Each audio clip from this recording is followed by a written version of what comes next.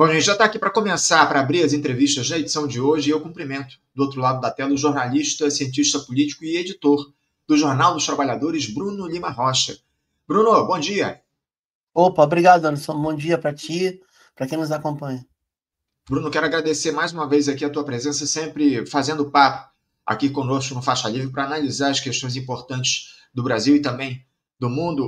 Bruno, eu queria começar como eu normalmente faço aqui as nossas entrevistas, pedindo uma análise mais geral tua a respeito dos rumos desse governo Lula com um pouco mais de 2 anos e meio de mandato. A gente tem aí uma gestão que, entre erros e acertos, entre tropeços e temas importantes que são propostos para o país, o governo tem passado por um momento de ampliação da sua popularidade por conta não só de ações efetivas dessa gestão, mas também de problemas aí que o bolsonarismo produz para ele próprio e, na verdade, amplia a aprovação dessa gestão. A gente vai, inclusive, detalhar alguns deles daqui a pouquinho. Mas o fato é que o governo passa por um momento de alta. Acima de tudo, o presidente Lula precisaria surfar, e ele começa aí a tomar algumas iniciativas justamente diante dessa maré boa que o governo atravessa. Eu me referi ainda há pouco, na abertura, que é esse veto do Lula ontem à proposta de aumento do número de deputados pela Câmara, pelo Congresso Nacional. Câmara e Senado aprovaram essa proposta, o Lula vetou. Isso, até a semana passada, falava-se que não haveria possibilidade do Lula vetar essa proposta, que deixaria que o tema fosse aprovado pelo próprio Congresso Nacional. Mas, depois desses últimos acontecimentos, o governo ganhou um pouco mais de espaço, um pouco mais de fôlego, e o Lula se viu com capacidade, com poder para vetar essa proposta e produzir, na verdade, um aumento aí do apoio entre a população. Bruno, eu queria uma análise tua a respeito desses 2 anos e meio de governo, especialmente dessas últimas movimentações que estão colocadas, dessa crise que surgiu do IOF também, entre o Congresso e o governo, com o Supremo Tribunal Federal tendo de intervir, enfim. Faz uma análise, por favor. Oi, Anderson. Primeiro, de novo, né, obrigado pelo convite. E eu queria colocar assim, ontem a gente conversou sobre isso, eu não lembro em qual programa, mas eu conversei sobre isso, te juro que eu falei sobre isso. E eram 3 momentos, né, subsequentes. Então a gente tinha o governo Lula nas cordas em função da capacidade de comunicação da direita e da extrema-direita, ou essa condição de abrir mão de algum critério de realidade e criar versões e narrativas sem fim por parte da liderança da extrema-direita, e aí o bolsonarismo está no meio, evidentemente. Segundo momento foi a ascensão de pautas populares, e aí talvez essas pautas populares tenham se dado apesar do governo, como, por exemplo, a campanha contra a escala 6x1, e indo ao encontro de uma agenda que o governo propôs, que é a isenção do imposto de renda de até R$5.000. E agora, no relatório do deputado Arthur Lira, surpreendentemente, ele melhora a proposta da Fazenda e coloca uma isenção parcial até 7.500. A queda de braço com o IOF, eu acredito, Anderson, que o governo ele perdeu num primeiro momento, se a gente for lembrar bem, foi quando tanto a Fazenda com Fernando Haddad, com o planejamento com Simone Tebet, lançaram a ideia da tributação sobre dividendos e ganhos de capital. Não havia ainda fechado o mercado financeiro, estava quase fechando, vazaram, aí já se armou um escândalo, e a proposta cai em 2 dias, ela vem recalchutada com essa história do IOF, que é uma boa proposta, embora sim mais tímida do que aquela anunciada por Paulo Guedes. O conjunto de propostas econômicas de Paulo Guedes é muito pior do que o conjunto de políticas econômicas de Fernando Haddad. Algo da matriz está semelhante. Teto de gastos com Paulo Guedes, herança do Temer, arcabouço fiscal agora, como se fosse um pacto de governabilidade. O que eu acredito, Anderson, é que numa ascensão de agenda e pautas populares e a percepção da maioria, ou da maioria que pelo menos consome informação, de que o Congresso ele tem esse perfil oligárquico. Eu não estou nem só falando das aberrações da extrema-direita, é Zé Trovão, é Nicolas, é isso, aquilo, outro, mas oligarcas clássicos como Alcolumbre e Hugo Mota, eles incorporam isso, o Arthur Lira também, filho, neto, bisneto de oligarca, gente que nunca trabalhou, faz um cabidão no gabinete, e em última análise quer governar sem estar eleito para governar. Eu acredito que aí foi demais, sabe? Foi o... Parafraseando o Golbery, né?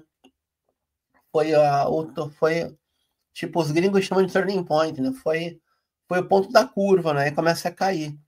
Então, se era uma tempestade perfeita. Veja bem, antes do Trump fazer a pataquada que fez, a gente tinha uma campanha contra o Congresso, a percepção de autoimagem de Hugo Mota e Davi Alcolumbre lá embaixo, incorporando, né, personificando o Congresso de oligarcas. Eu não estou nem falando da extrema-direita, estou falando do centrão. Campanhas populares circulando na rua, como essa da contra a escala 6x1, ou seja, com algum grau de iniciativa popular, com um plebiscito popular. Não quer dizer que o governo vai acatar, são coisas diferentes.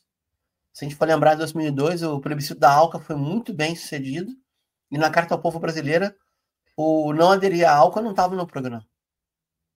Não, são temas diferentes. E aí, Anderson, aí ocorreu essa conjunção, né? A luta anti-oligárquica no Brasil, direitos sociais na ponta, a percepção real de que o Congresso e os super ricos governam para si. Isso aconteceu. O governo reagiu um pouco, tipo, quer que eu corte o BPC? Quer que eu corte o salário? Fazer igual no passado, quem perdeu foi abono salarial, uma coisa absurda. E aí a tempestade perfeita se forma com Eduardo Bolsonaro e Trump. É a percepção que eu tenho.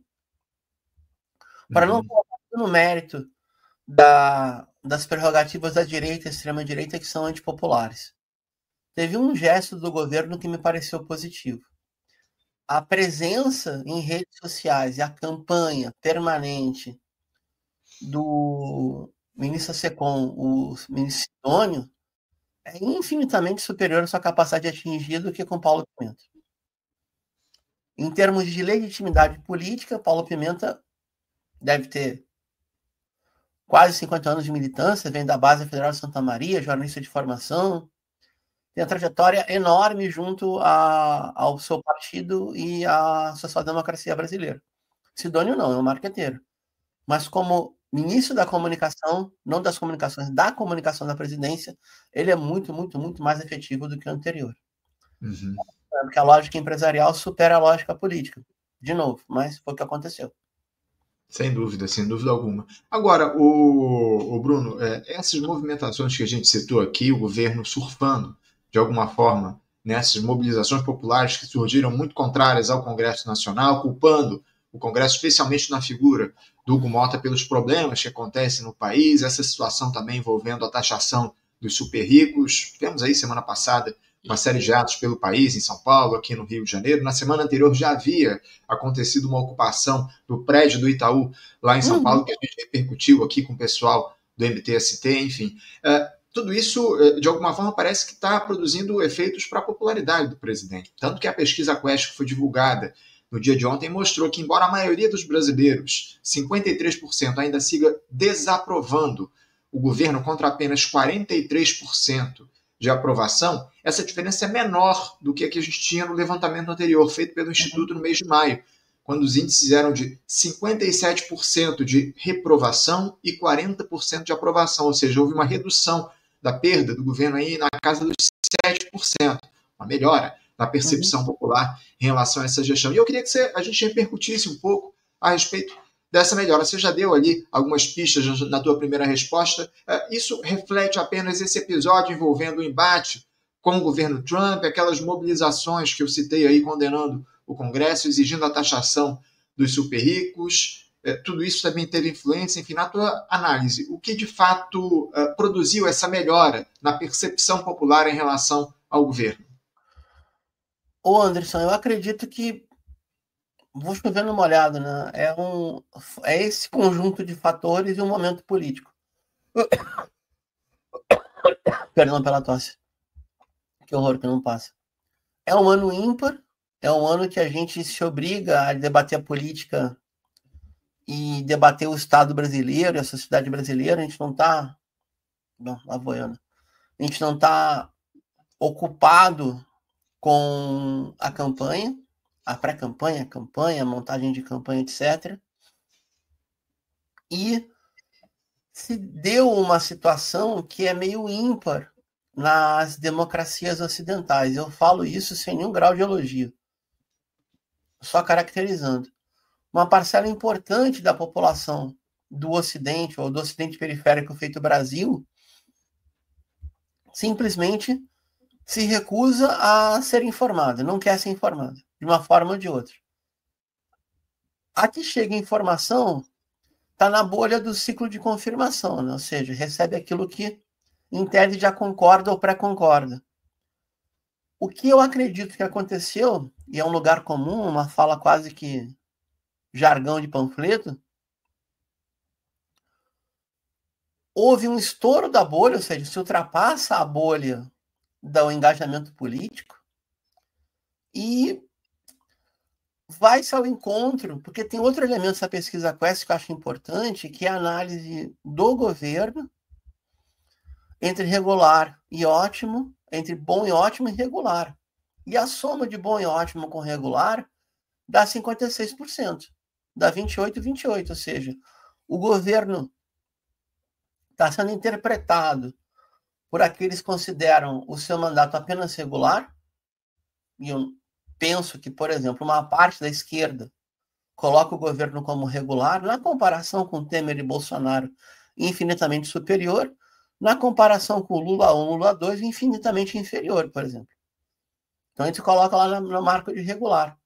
E meio que finalmente se fez compreender os limites do atual governo e se identificou o inimigo, ou o opositor, ou aquele que impede algum estado maior de felicidade ou de realização.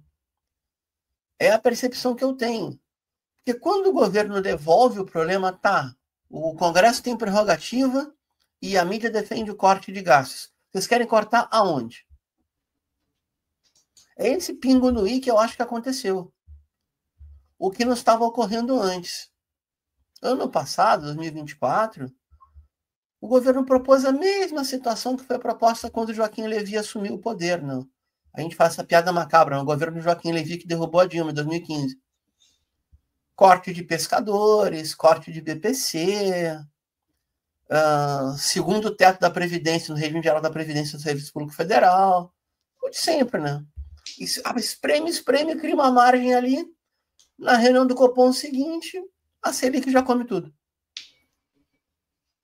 Não, se a gente pensar que 1% da Selic é um ano de Bolsa Família, é uma coisa absurda. Uhum. Então eu acredito, Anderson, que esgotou a capacidade, não absoluta, mas total, ou seja, de criar uma maioria anti-governo, identificando no governo a realização da não felicidade, ou da não realização, ou de alguma coisa muito positiva. E aí, para fechar meu raciocínio, o sinal se inverteu. Então, o governo não governa direito porque o Congresso não deixa, porque os super ricos não deixam, porque a Faria Lima não deixa, porque o PIG não deixa. E isso aí ultrapassa a circulação dos ambientes mais restritos. Tem que ter uma mensuração para isso, eu falo uma percepção, mas a percepção está dada. Como, por exemplo, vou te fazer uma comparação, tá? No auge do mensalão, ou seja, 20 anos atrás, a apreciação que se tinha do Congresso Brasileiro, dos partidos políticos, era a mesma que o Gumot e o Alcolumbre tem hoje. Variava de 4% a 8%. Na época, se preservava as Forças Armadas, a Igreja Católica, se separava o governo federal e descolou a imagem de Lula do governo do Congresso Nacional, onde o governo tinha maioria. Tá? Hoje não tem. Uhum. Então, eu acredito que esse sinal foi invertido de novo. Olha, tinha um lema do Lula 2, que era deixa o homem trabalhar. Algo parecido com isso foi, se deixar o governo governa. Mas o Congresso não quer, o Congresso quer morder nas emendas. O bolsonarismo não quer, ele quer causar, quer criar celeuma nas redes sociais. Ninguém usa o termo celeuma, eu que estou falando, mas quer criar tumulto nas redes sociais. E aí a cereja do bolo podre foi as operações de Eduardo Bolsonaro, tem que reconhecer o mérito, Paulo Figueiredo também. O fruto não caiu longe do pé, nem de Bananinha, nem do neto do Fifi. E dentro de um ambiente internacional onde o Império não faz nenhuma questão de esconder que é imperialista. Uhum. Então, dois elementos só para agregar, que eu acho que são muito importantes, o Anderson. O primeiro está dando de barato que a pesquisa Quest está certa, né? Eu acredito que aquela pesquisa que a CNT encomenda é a que menos erra, mas tudo bem. Mas vamos supor que ela seja correta. Em ela estando correta, a coisa ficou feia, porque 66% da população entendeu que houve uma carta, que não foi uma carta, foi uma publicação em rede social privada, um negócio absurdo, intimidando o governo brasileiro. Então, 10 em cada 10 brasileiros, 6 entenderam o que aconteceu. Uhum. 6, quase 7. Dos que entenderam o que aconteceu, que já foram a maioria, 10 em 8, ou de cada 10, 8 condenam o ato. Bom, se 8 condenam o ato e a extrema-direita ou a direita ficou em cima do muro ou ficou a favor do Trump, e cria uma identificação política aí. Sim. E a partir daí a gente sabe o que está acontecendo. É isso. Ô, Bruno, eu queria aproveitar e acrescentar algo que eu já trouxe aqui na abertura do programa, porque ontem o presidente, como eu sei aqui, vetou o aumento do número de deputados lá na Câmara, tema que já havia sido aprovado pelo Congresso na semana passada e aguardava ainda o veto do presidente. O Lula esperou até o último dia. Ontem era o último dia para que ele desse ali o seu parecer a respeito dessa proposta. Lula teve dúvidas, muitas dúvidas aí a respeito de vetar ou não essa matéria, porque e eu queria te perguntar justamente a respeito disso. Por que não se age no atual governo a partir das convicções do que é melhor para o país, mas sempre ou quase sempre pelo cálculo político da relação com o Congresso Nacional? Não é melhor, ou não seria melhor agir por convicção para atrair a simpatia do povo e não esperar o contrário, uma maré positiva de popularidade para que se atue com coragem e se tome iniciativas que sejam relevantes para o país? Do ponto de vista, de um princípio político, eu concordo contigo 100%. Eu até acredito que, na mensuração dos apoios políticos, o governo perdeu a sua tese. A tese central do governo era união e reconstrução, ou seja, recriar o pacto social brasileiro ou restabelecer um pacto republicano que teria sido construído com a nova república, onde não haveria a criminalização nem da política nem do processo social. A luta no campo é meio diferente porque ela tem propriedade no meio, né? E teria uma relação difícil, dura, mais aspas, leal com os demais poderes. A tese do governo foi derrotada. A tese do governo era essa, a tese de Lula era essa, e essa tese não está se manifestando na realidade, porque os demais poderes, ou aqueles setores que controlam os demais poderes, vamos lá, quem controla a área econômica de facto, a Faria Lima, o capital financeiro, os parasitas da especulação. Quem controla o orçamento público é uma queda de braço entre um Congresso composto por oligarcas e neofascistas, nessa escala de grandeza, importância e convicção, e o governo federal eleito. Então, Anderson, o conjunto dos sinais demonstrou para o governo que a sua tese estava errada. Mas, olha, eu vou entrar numa polêmica aqui, pisando em ovos, que eu sei que dá outro programa. A gente teve no Brasil um ascenso de lutas paredistas, grevistas, lutas de reivindicação de classe, na virada do primeiro para o segundo governo Lula e do governo Lula 2 para Dilma 1. Teve. mas movimento de massas na rua, gente pra caramba ao mesmo tempo reivindicando uma causa comum, ficamos 10 anos sem isso. Foi 2013. Tá?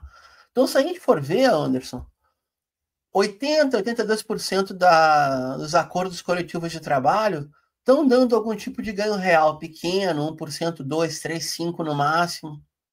Existe não nem um ascenso, mas uma retomada, desculpa a redundância, da luta de classes clássica. Trabalhadores reivindicando com um instrumento muito avariado que é o sindicalismo hoje. Então, existem um conjunto de sinais que dizem para o presidente, olha, nós podemos ir mais à frente. Mas aí eu quero insistir com a tese do governo e do próprio Lula. Não é uma tese de confronto, não é uma tese movimentista.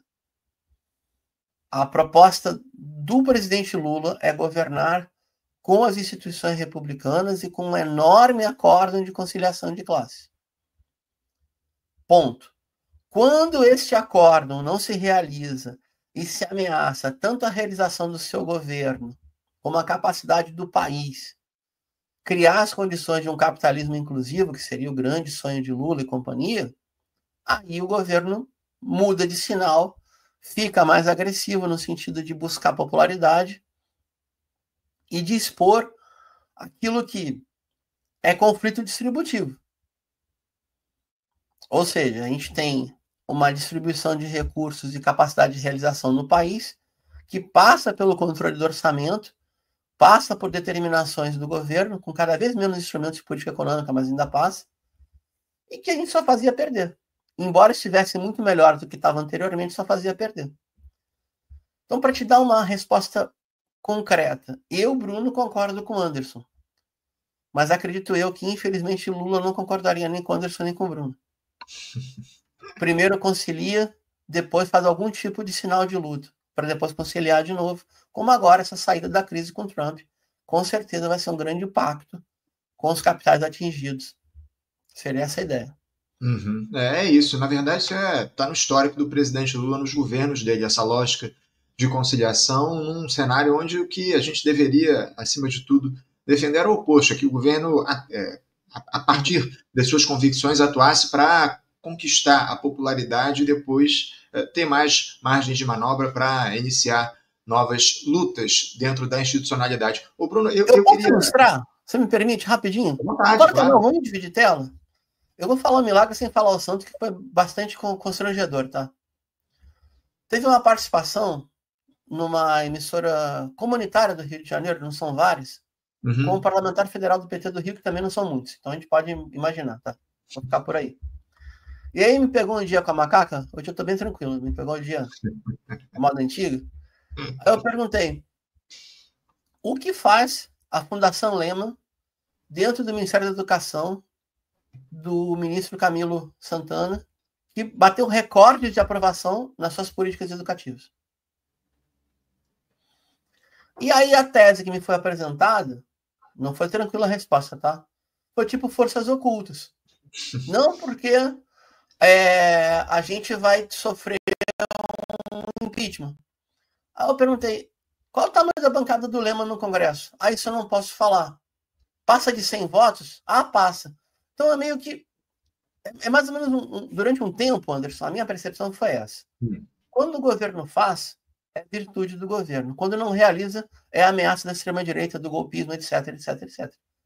Eu acredito que esse acordo comunicacional, meio que a gente finge que...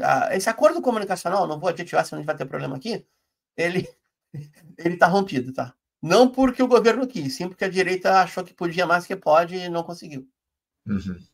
O Bruno, você citou deputado do PT aqui do Rio de Janeiro, determinados parlamentares dos partidos trabalhadores nem conversam aqui com faixa livre. Eu faço há mais de ano convite aqui para determinadas figuras e as respostas são sempre negativas ou então o silêncio. Parece que, infelizmente, esse pessoal não quer fazer o papo com programas que se colocam no sentido de questionar as ações do governo. Enfim, eu queria entrar num tema, Bruno, voltar, na verdade, à discussão a respeito dessas medidas do Donald Trump, né? O governo dos Estados Unidos, aliás, ontem tomou uma decisão que surpreendeu muita gente, de que vai investigar se práticas e políticas do Brasil restringem ou prejudicam o comércio do país. O Escritório de Representantes do Comércio dos Estados Unidos vai averiguar atividades relacionadas a serviços de pagamento eletrônico, como o Pix, comércio digital, propriedade intelectual, iniciativas de combate à corrupção, o uso de tarifas para favorecer outros países e até desmatamento ilegal.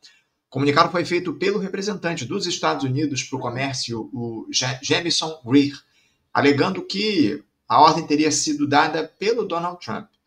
O governo brasileiro, por óbvio, agiu com indignação. O ministro-chefe da Casa Civil, Rui Costa, disse ontem, em tom de ironia, que os Estados Unidos seriam uma potência preocupada com a 25 de março. Palavras aí do Rui Costa, se referindo à Rua de Comércio Popular lá em São Paulo, que comercializaria produtos estadunidenses falsificados, enfim.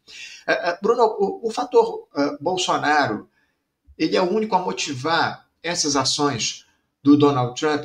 Há quem diga que a ascensão do BRICS também seria um dos motivos para essa postura do presidente dos Estados Unidos. Eu queria uma análise tua a respeito disso. O que é que motiva, de fato, essas ações do Donald Trump? É apenas a defesa do bolsonarismo, essa ação da extrema-direita em caráter global, ou isso tem outros motivos, na tua avaliação? Bom, então, Anderson, vamos lá. São 3 níveis, tá?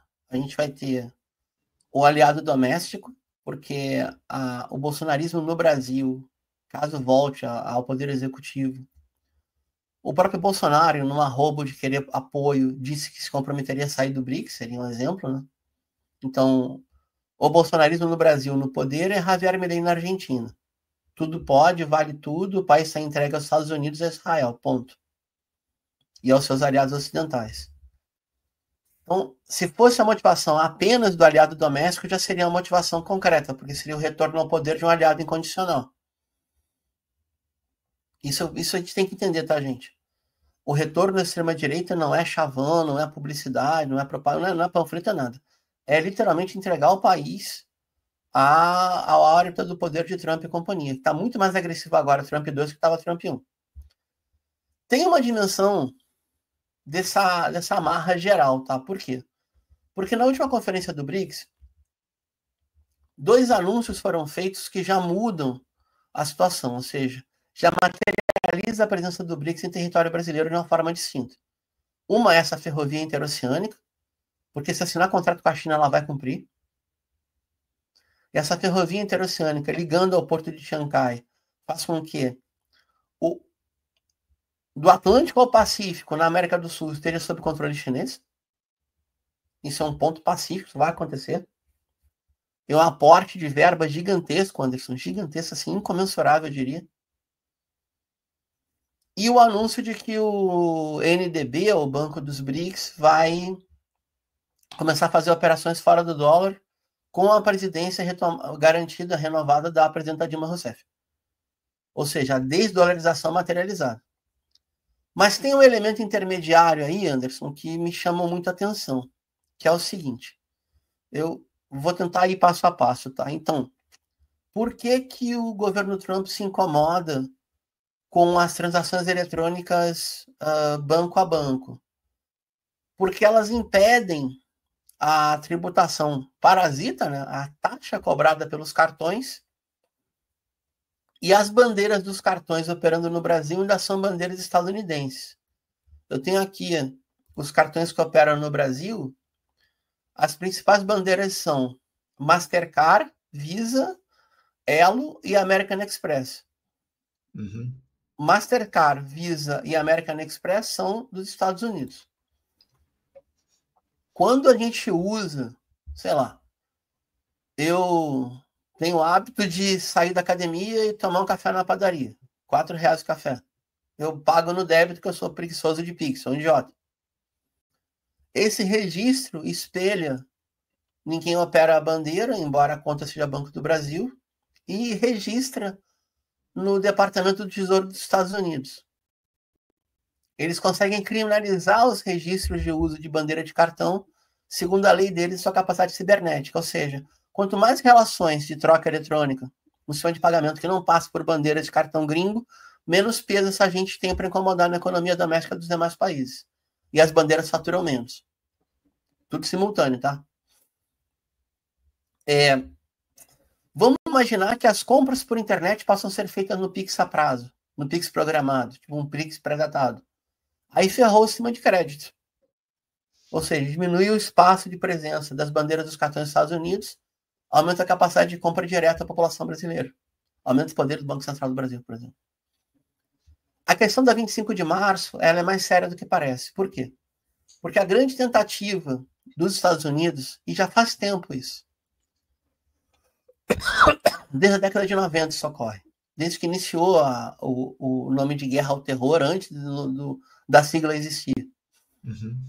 Se identifica que há uma população de origem árabe crescente, com a preponderância, inclusive, de imigração recente de origem xiita, que se instala em Foz do Iguaçu. Então, a ideia é criminalizar as economias, as lojas, os pequenos comércios, comércio de porte médio, que estão em Foz do Iguaçu, Cidade Leste, Iguaçu, Argentina. Como a 25 de março é a rota do Paraguai, em criminalizando a 25 de março, se conseguiria atingir esse comércio que parcialmente tem controle de famílias de origem árabe / Xi. Essas famílias, Anderson, elas mandam seus recursos para os seus familiares, primos, famílias enormes, tá? Que estão em áreas passíveis de bombardeio de Israel, no sul do Líbano, alguns subúrbios de Beirute. É essa base econômica que tem que ser atingida. Então, isso daí também, a 25 de março, ela na ponta, ela é a ponta de um sistema de mercadorias. E se a gente for pensar em termos de mercadorias com produção não autorizada, também atinge, de certa forma, cada vez menos, é verdade, né? A produção chinesa.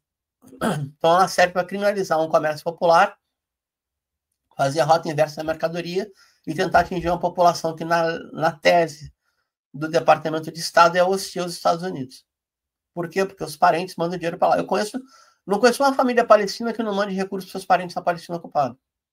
No Líbano isso dá igual, na Síria isso dá igual. Todo país que tem muita imigração, os parentes mandam recursos. El Salvador, por exemplo, vive da remessa dos seus emigrados para os Estados Unidos. Guatemala também, parte da Receita Federal guatemalteca vem daí, Equador também, por aí afora. Então é isso, é proibir ou tentar impedir o acesso a alguns recursos de modo a não poder mandar o recurso para lá. A questão de corrupção é aquela velha lei que deu base para a Lava Jato, tá? É uma lei de 77, do governo Carter ainda, que a gente já conhece. É a operação de lawfare. Desmatamento, acho que é um argumento da cartola, porque no nível doméstico, os apoios dos Estados Unidos, eles buscam também a economia do crime ambiental, né? Está vinculado. Então, Anderson, tem 3 níveis aí, tá? O aliado doméstico, esse grande projeção de poder mais global, que o BRICS é parte disso. Infelizmente, o BRICS não é a prioridade nem da China nem da Rússia, mas a incidência no Brasil e na América do Sul é via BRICS, ou na América Latina é via BRICS, e tem o elemento, essa relação de doutrina securitária hemisférica que os Estados Unidos colocam. Se vale o consolo, esta manhã Trump fez a seguinte descoberta. Todos os cartéis mexicanos são controlados por Los Pinos, que é a sede da presidência do México. Então, em última análise, a grande capa dos cartéis do México na cabeça do Donald Trump é a presidenta Cláudia Sheinbaum. Se vale o consolo, o que ocorre no Brasil ocorre em outros países. O que tem, que no México não tem bolsonarismo. Então, a repercussão é menor. É isso. Ô Bruno, eu queria aproveitar que você trouxe essa discussão a respeito do BRICS. O Bloco não poderia aproveitar esse momento, essa ofensiva do Donald Trump contra o Brasil, enfim, para cerrar fileiras, acima de tudo, se colocar numa posição absolutamente contrária, porque a gente teve essa cúpula dos BRICS aqui no Rio de Janeiro, que mostrou alguns avanços, ainda que tímidos, enfim.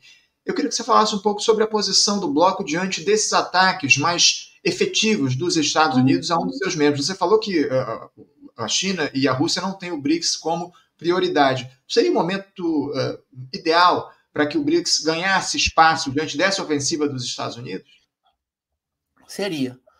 O BRICS tem um fundo garantidor, né, para ataque contra a sua moeda. Esse fundo garantidor teria que ter um acórdão com os governadores do fundo, Ou seja, cada país tem um peso na governança do fundo. Que podia ter, o BRICS podia ter um mecanismo de garantir contratos. Ou seja, cada vez que, por uma guerra comercial tarifária, os Estados Unidos impusessem tarifas injustas ou tarifas extras, tivesse um fundo para garantir os contratos, porque uma parte deles vai acabar. Tem mercadoria que pode vir a perecer, tem custo embutido aí. Tipo, cada tarifa que o Trump coloca gera um caos no comércio internacional. Então, essa garantia de permanência do comércio internacional poderia ter uma parcela do BRICS preocupada com isso, com um fundo destinado para isso. Evidentemente que esse fundo não operaria na moeda dólar. Já seria mais um avanço para a desdolarização. É algo para se prever. Esse mecanismo pode ser criado, creio eu, que tem condições de ser realizado dentro do Banco dos BRICS. Talvez o momento político seja agora o seu auge, ou já tenha até passado, no auge da guerra tarifária com a China, por exemplo. Mas Anderson e quem nos acompanha, em escala de prioridade, e aí não tem nenhuma crítica, não, só estou constatando. A China prioriza a Organização de Cooperação de Xangai e os seus conexos, né? A ASEAN, que é o Sudeste Asiático, e a Comunidade Eurasiática, que seria a área de influência direta da Rússia, com antigas repúblicas que eram da União Soviética. A Rússia, obviamente, prioriza a cooperação de Xangai, ou seja, a complementariedade com a economia chinesa e o seu espaço conexo eurasiático. A área de destino de investimentos fora da Ásia, Anderson, prioritária é a África. Uhum. E a terceira prioridade, acaba sendo o BRICS. E aí sim, América do Sul, América Latina. Eu não tiro a razão desses países, porque como na América Latina a gente tem, não é nem alternância de poderes, a gente tem uma oscilação muito grande da estratégia nacional, tu meio que perde o governo, perde tudo, não dá nenhum grau de garantia para que esses países tenham longo prazo nas Américas. O que tem sim, que a gente tem que reconhecer. 2001, no penúltimo ano do governo FHC, os Estados Unidos, Anderson, eram quase 25% do comércio exterior brasileiro. Hoje eles são a metade disso, 12 ponto alguma coisa. A China era 4%. Hoje ela é um quarto do comércio exterior brasileiro, esses 25%. O Brasil já tem também mais comércio dentro da América do Sul e com a própria União Europeia do que com os Estados Unidos. Isso é possível de fazer, como sócio comercial. Agora, investimento em infraestrutura de médio e longo prazo, por exemplo, o Brasil também não aderiu à Rota da Seda. A entrada da Rota da Seda de facto, não de contrato, seria essa ferrovia interoceânica. Uhum. O pior, eu diria para você com toda franqueza, é que eu não sei qual é a saída dos Estados Unidos. Porque os Estados Unidos, eles vão vão se impor a um país, tá? Se é a América Latino-Americana, então mais ainda. Vão impor condições, sanções, prepotência, arrogância, etc. Projeção de poder. Perdão. Esses mesmos países, quando vão negociar, por exemplo, no bloco do BRICS ou com a própria China, eles podem sofrer a mesma coisa, projeção de poder, tipo a Argentina do Milei, ou o Brasil de Temer. Temer organizou uma excursão para a China que era liquidar tudo a Bananistão, uma coisa horrível, né? Botou tudo lá em liquidação, não queria vender tudo.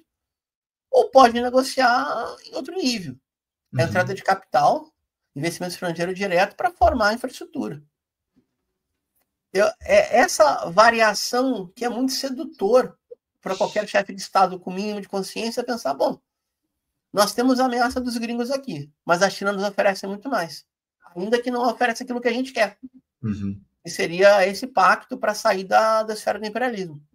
Sim. Não sei se eu entendi bem, a conversão é essa, né?